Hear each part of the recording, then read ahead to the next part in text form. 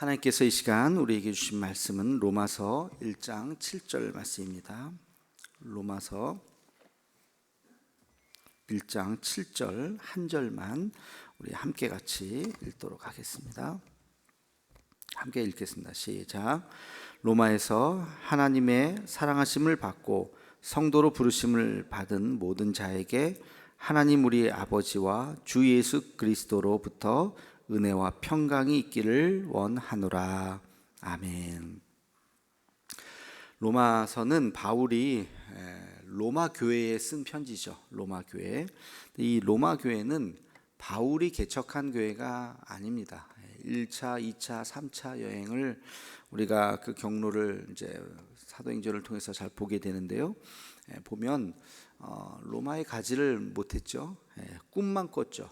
하나님께서 환상 중에 로마도 가게 될 것이다 라고 하는 꿈을 꿨습니다. 로마에 가지를 못했기 때문에 바울이 세운 교회는 아니죠. 소문으로만 듣고 있었던 이 로마의 교회를 이제 곧 언제가 될지는 모르지만 곧 가게 될 것이다 라고 하는 그 기대감에 또 소망으로 쓴 편지가 바로 이 로마서입니다.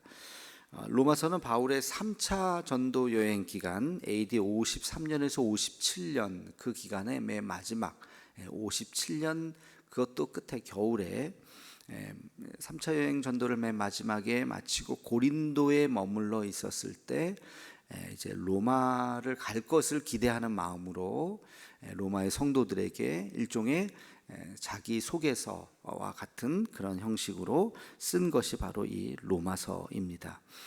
로마서 마지막 16장 1절에 보면 고린도 옆에 겐그레아라고, 이번에 성지순례 가신 분들은 아마 그 거리가 피부로 느껴지셨을 거예요. 고린도에서 우리가 쭉 가다가 여기가 겐그레아입니다. 그래서 차를 가서 이렇게 좀 유턴하고 그냥 차에서 내리지는 못하고 눈으로 이렇게 보고서 이제 오게 됐는데, 바로 그 겐그레아의 교회가 있었는데 그 겐그레아 집사인 베베라고 하는 그 집사가 로마서를 들고 이제 로마까지 가서 이 로마서를 전달을 이제 했다. 이제 그래서 베베 집사에게 이 글을 이제 보낸다, 그런 표현이 나와 있어요.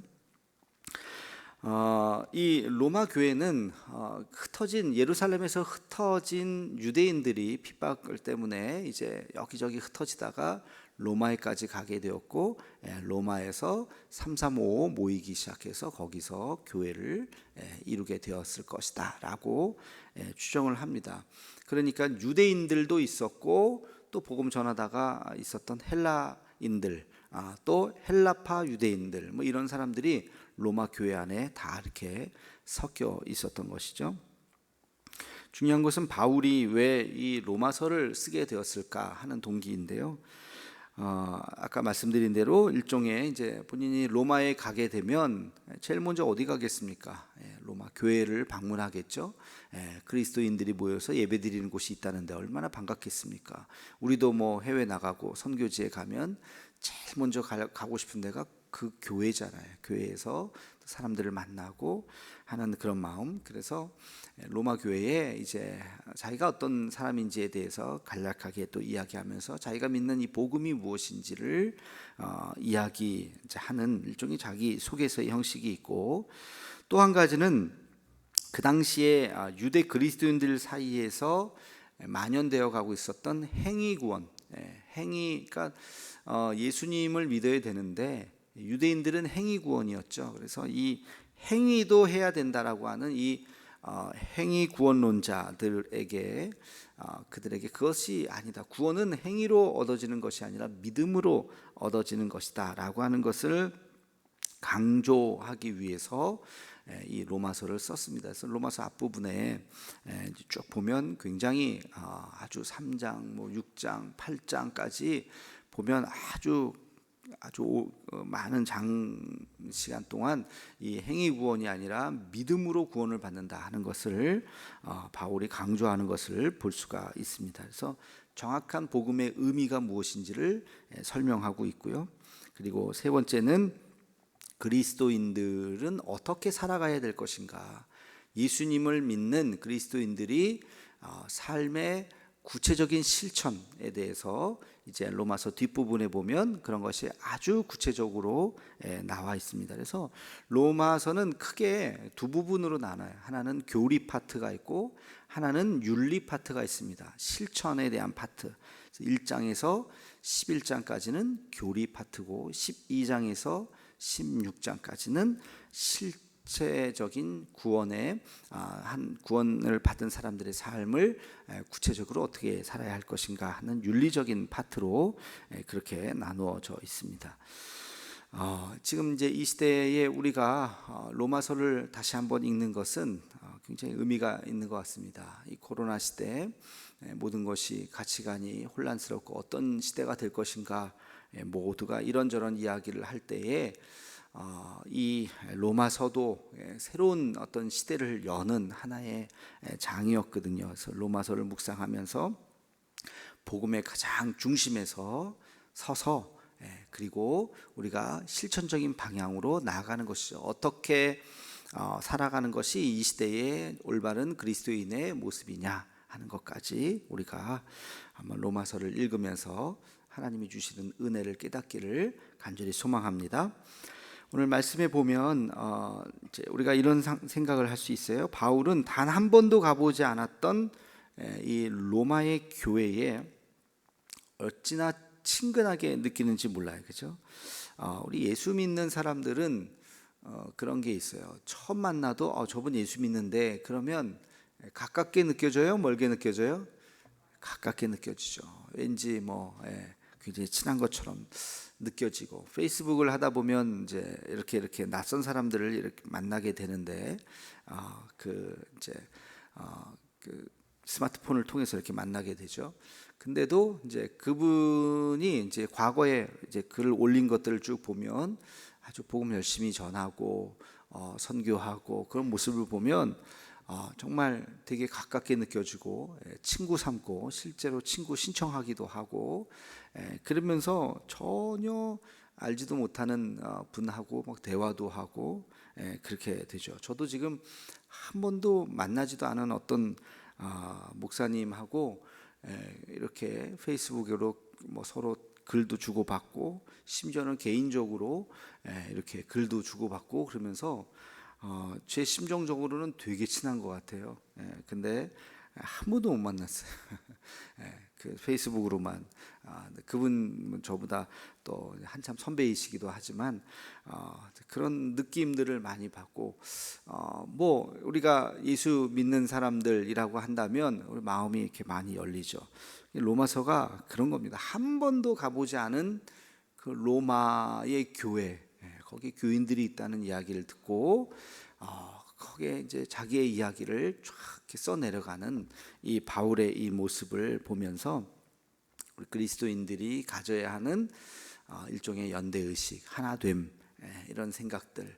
그래서 다른 교회를 볼 때도 우리가 이렇게 외면하는 것이 아니라 우리가 함께 같이 같은 교회구나 하는 마음을 가지고 서로가 서로를 위해서 또 기도해 줄 수 있는 그런 마음을 갖기를 간절히 소망합니다. 오늘 7절을 가만히 보면 성도라고 하는 표현이 나와요. 그렇죠? 성도. 우리를 다 성도라고 부르죠. 근데 성도가 누구인가? 성도의 정의가 거기 나옵니다. 보면 우리 7절 앞부분 함께 같이 읽어보겠습니다. 로마에서 하나님의 사랑하심을 받고 성도로 부르심을 받은 모든 자에게, 여기까지요. 성도의 정의가 두 가지가 나와요. 하나님의 사랑하심을 받는 사람, 그렇죠? 하나님의 사랑하심을 받는 사람, 또 부르심을 받은 자라는 거죠. 부르심을. 그러니까 성도는 하나님이 사랑하시는 사람이고, 두 번째는 하나님이 불러주신 사람이에요. 여러분 지금 여러분이 지금 이 자리에 있는데 여러분 하나님의 성도이심을 믿으십니까? 우리가 하나님의 성도죠. 성도라고 고백한다면 두 가지요. 하나님이 우리를 사랑하시는구나. 사랑하시는구나. 하나님의 사랑을 느끼십니까? 하나님 우리를 사랑하고 계시는 거예요. 그리고 또 하나는 하나님이 나를 성도로 불러주셨구나. 그래서 우리가 구원을 받아들이는 거죠. 그러니까 여러분 십자가의 복음을 이렇게 귀로 듣는다고 다 믿어지는 게 아니에요. 여러분 복음 전에 보셔서 아시죠? 예수님이 당신을 사랑하셔, 당신을 위해서 십자가에 못 박혀 돌아가셨어. 그래서 예수님이 당신의 구원자야. 그러면 그 얘기를 들으면 할렐루야, 아멘. 그러면서 막 눈물 흘리면서 주님이 나를 위해서 십자가 달려 돌아가셨구나 막 눈물 흘리시던가요? 사람들이? 무슨 신나라 까먹는 소리를 하고 있어. 그런 소리 집어쳐. 나는 나 혼자 살아갈 거야. 사람들이 그런 반응을 대부분 하죠. 복음을 전한다고 해서 다 믿는 게 아니에요. 근데 우리는 그 복음이 믿어지잖아요. 십자가 앞에서 우리는 가슴이 뭉클하잖아요. 하나님께서 은혜를 주시기 때문에 우리가 복음을 받아들이는 거예요. 그러니까 거기 보면 하나님의 부르심을 받았다라고 하는 것이 무슨 뜻인지 알게 되는 거예요. 그래서 복음을 전할 때 우리가 기도해야 되는 것은 하나님께서 그 영혼을 불러주시기를, 그의 이름을 불러주시기를. 그러면 어느 날 이 이야기가 어마어마한 이야기라고 하는 것, 내 인생에서 가장 소중한 일이라고 하는 것을 어느 순간 깨닫게 되는 것이죠. 그게 성도입니다. 그리고 이 성도들에게 주어지는 것이 뭐냐? 맨 마지막에 보면 우리 아버지와 주 예수 그리스도로부터 뭐가 있어요? 은혜와 평강이 있기를 원하노라. 여러분, 이 은혜와 평강 굉장히 한 단어처럼 많이 쓰이는 거예요. 그죠? 한 단어처럼 은혜와 평강. 은혜라고 하는 것은 값없이 주시는 은총이에요. 깨닫는 은혜야, 깨닫는 은혜. 그러니까 은혜를 이게 은혜구나라고 깨닫는 것이 은혜입니다. 예수님의 아까 그 십자가의 복음을 누가 전했을 때 이 십자가의 복음이 정말 나의 구원자 되신 예수 그리스도라고 하는 것을 깨닫는 게 그게 은혜라고요. 그래서 하나님께서 우리에게 날마다 은혜 주시기를, 하나님이 나와 함께 하신다고 하는 것을 팩트는, 우리의 영적인 팩트는 하나님이 우리와 함께 하십니다. 그래요, 안 그래요? 안 그래요? 하나님이 날마다 우리와 함께 하십니다. 근데 이것을 깨닫는 게 뭐라고요? 은혜라고요. 깨닫는 게 정말 하나님 나와 함께 하시구나. 근데 이걸 깨닫지 못하는 사람들이 대부분이에요. 하나님 나와 함께 하신다는 것을 모른다는 거죠. 그러니까 이것을 깨닫는 게 은혜예요. 그래서 은혜가 너와 함께 하기를 원한다. 그리고 평강이라는 게 뭐죠? 샬롬이 평강입니다. 평안하뇨, 이게 샬롬이거든요. 샬롬의 원래 어원은 뭐예요? 원래 의미는 충만이죠. 가득 찼다. 컵 속에 물이 반 있는 게 샬롬이 아니라 가득 차서 막 넘치는 정도 있잖아요. 완전히 만땡 가득 찬 거, 이게 샬롬이에요. 그러니까 너의 마음이 샬롬이 되기를 원한다. 이게 평안이에요. 우리 마음이 무엇으로 가득 차요? 하나님의 마음으로 가득 차는 게 샬롬이에요. 은혜와 평강이라고 하는 것이 그런 뜻입니다. 우리의 마음이 하나님으로 가득 차야 되는데 반만 찼다. 그럼 어떻게 될까요? 나머지 반은 비어있는 상태죠. 이 공허한 마음, 비어있는 상태에 악한 영이 틈타는 거예요, 거기에. 그러면서 우리가 사탄의 도구가 될 수도 있는 것이죠. 그래서 평강이라고 하는 것은 우리의 마음이 하나님의 마음으로 날마다 가득 차 있는 상태. 이렇게 새벽 예배에 나오셔서 기도하면 오늘도 우리가 핸드폰 배터리 하루 종일 쓰면은 뭐 10% 20%밖에 안 남잖아요, 그죠?